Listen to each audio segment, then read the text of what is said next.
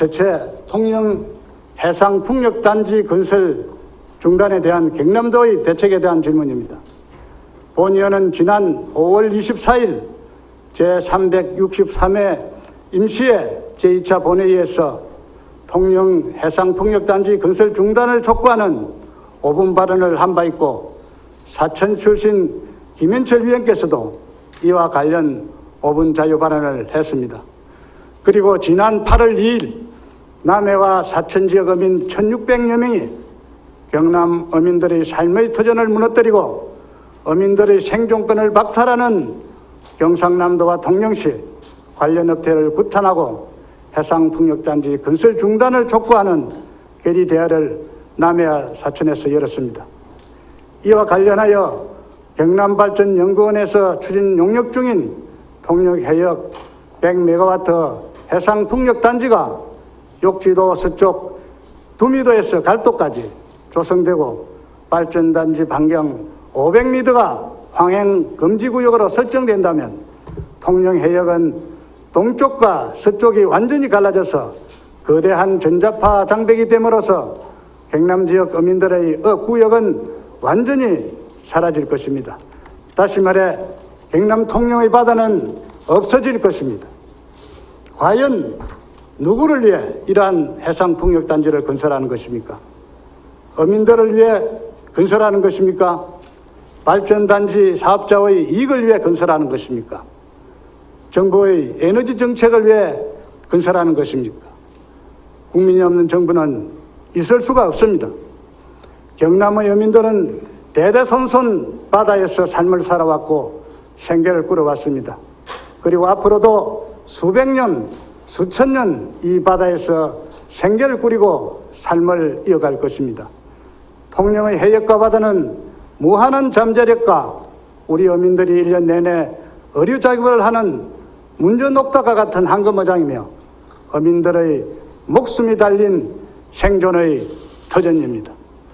경남 지역 3만 어민들은 바다가 없는 어민은 더 이상 존재할 가치가 없다는 것을 강조하면서 어떠한 희생이 따르더라도 해상풍력 발전단지 건설을 기필코 막아낼 것이라는 각오를 다지고 있습니다.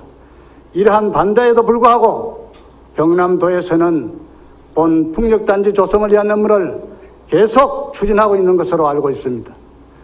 이와 관련하여 지금까지 경남도와 본 사업에 대한 추진 상황과 앞으로의 추진 방향, 그리고 경남도의 입장에 대하여 소상하게 밝혀주시기 바랍니다.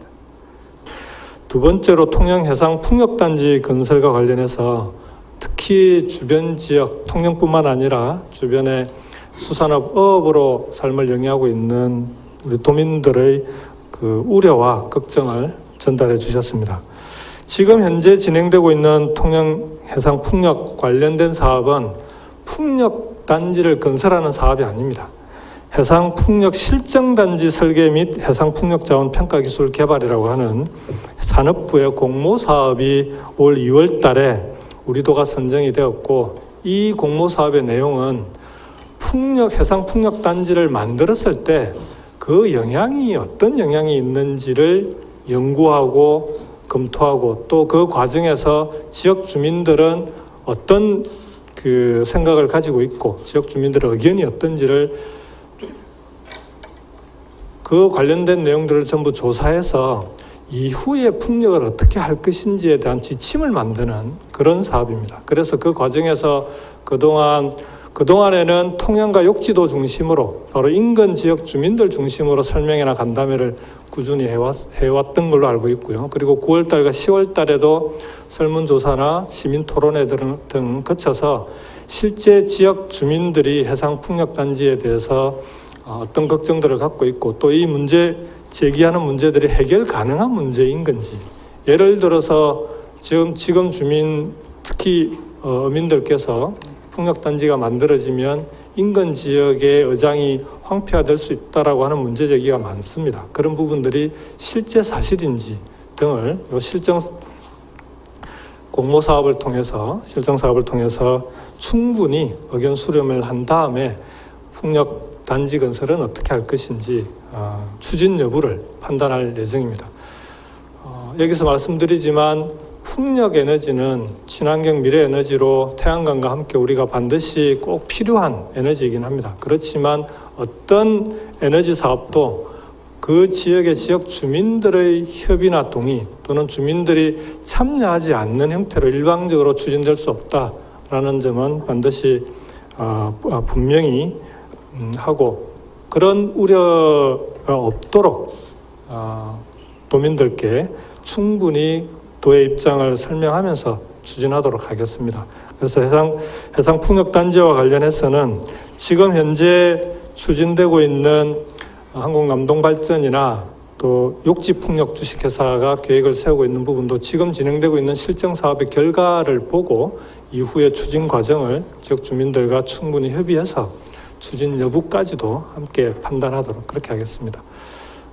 그렇지만 풍력 산업은 우리 경남의 입장에서는 지금 이제 두산중공업을 포함해서 어려운 에너지 관련 기업들의 미래와도 관련이 있고, 또 그리고 풍력 발전의 과정에서 실제 기존의 수산업과 연계해서 추진해 나갈 수 있는 여지가 있는지, 또는 풍력 산업 자체가 미래 산업으로서 우리에게 어느 정도 필요한 건지를 전체 미래 가치를 놓고 함께 판단할 수 있도록 그렇게 나가도록 하겠습니다. 예, 의원님께서 우려하시는 일은 없도록 해나가겠다는 말씀을 마지막으로 다시 한번 드립니다. 고맙습니다. 넷째, 통영 산양 삼거리에서 세포간 도로 건설공사 총사업비 조정 및 산양 삼거리 중화마을 국가의안간 도로 건설공사를 경상남도 도로관리계획에 반영함과 동시에 본공사 시행을 촉구하기 위한 질문입니다. 현재 경상남도가 관리청인 지방도 2021호선 산양 상거리에서 세포간 도로 확보장 공사가 지난 2016년 시작하여 2020년 준공을 목표로 순조롭게 진행되고 있습니다만, 이와 관련하여 본공사 시행 과정에서 소음, 진동, 발파 등으로 인하여 많은 민원이 발생하여 무진동 발파 공법으로 전환함으로써 소요 예산이 증가하고 산양 욕지 지역의 섬관광이 활성화되어 관광객이 폭주함에 따라 편입 토지에 대한 토지가의 상승으로 보상비가 늘어나 총공사비 조정이 불가피한 실정으로 2020년 당초 예산에 총공사비 증액을 건의드립니다.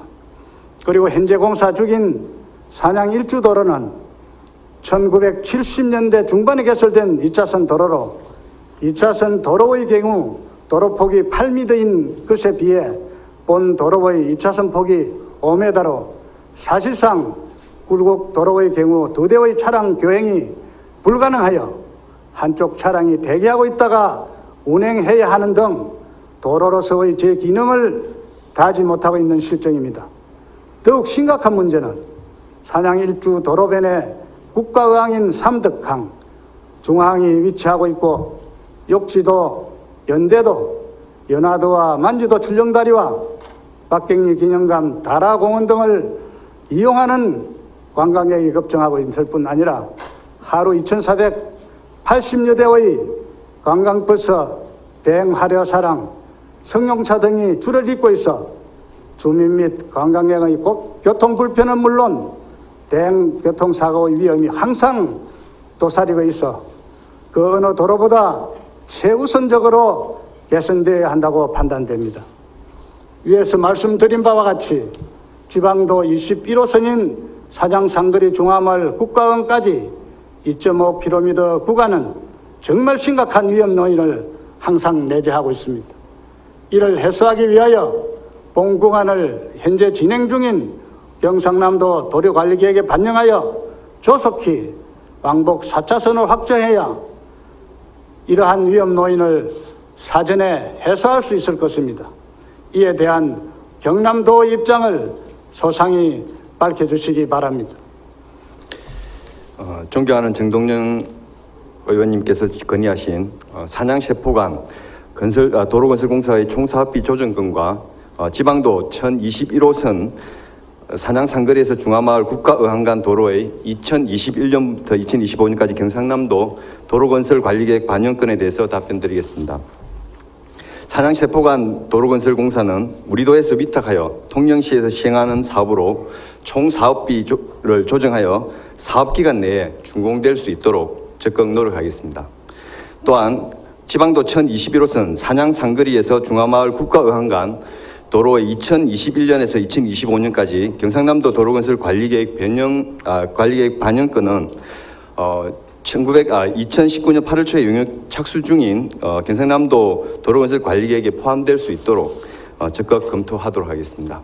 네, 이상입니다. 다섯째, 통영시 시내권 단설 유치원 설립에 대한 질문입니다. 통영시 관내 단설 유치원은 총 2개소로 전부가 면지역인 중림 신도시 주변에 위치하고 있고 구도심권인 시내권역에는 단설 유치원이 한 곳도 없는 실정으로 수준 높고 다양한 유아교육 프로그램을 선호하는 젊은 동지역 학부형들께서 시내권역 단설 유치원 설립을 강력하게 요구하고 있습니다. 이에 따라 본의원은 지난 2019년 6월 4일 제364회 정례 제1차 본회의에서 통영시 시내권역 단설 유치원 설립을 촉구하는 5분 자유반환을 한 바 있습니다. 본 사안은 교육부의 국공립 유치원 확대 계획과 유아교육의 공공성 강화, 교육감님의 공약사항으로 현재 우리 사회의 시대적 요청이기도 합니다. 또한 시내권역의 유치원 아동수가 약 1,500여 명으로 단설 유치원 설립 수요는 충분하다고 판단됩니다. 그리고 본 단설 유치원의 설립은 시내권역 충무 유형 초등학교의 병설 유치원을 통합하는 수준으로 관내 타 공립 또는 사립 유치원의 원화수 감소에는 전혀 영향을 미치지 않을 것으로 판단됩니다.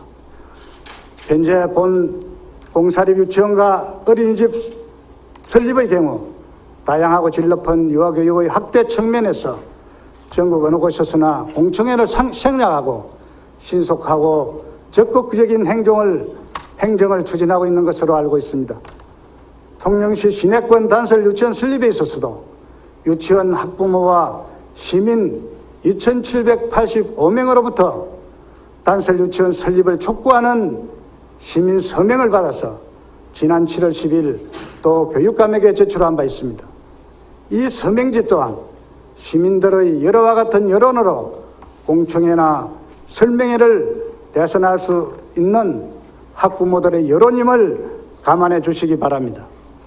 이와 관련하여 2020년도에 통영시 시내권 단설 유치원이 설립될 수 있도록 적극적인 추진을 건의드리며 본 사업 추진에 대한 경남교육청의 세부 추진 일정에 대하여 소상하게 답변하여 주시기 바랍니다. 오늘 본 의원이 질의한 내용들은 경남 미래에 대한 비전과 주민 수건 사업, 우리 도민들의 생존권과 재산권, 그리고 미래 세대에 대한 교육 발전을 위한 사안들인 만큼 빠른 시일 내에 시행되고 개선될 수 있는 실천 가능한 특단의 대책을 마련해 주실 것을 촉구하면서 질문을 모두 마치겠습니다. 감사합니다. 예, 존경하는 정동영 의원님께서 통영시 구도심 지역 단설 유치원 설립과 관련한 저희 교육청의 세부 추진 일정에 대하여 여쭈셨습니다.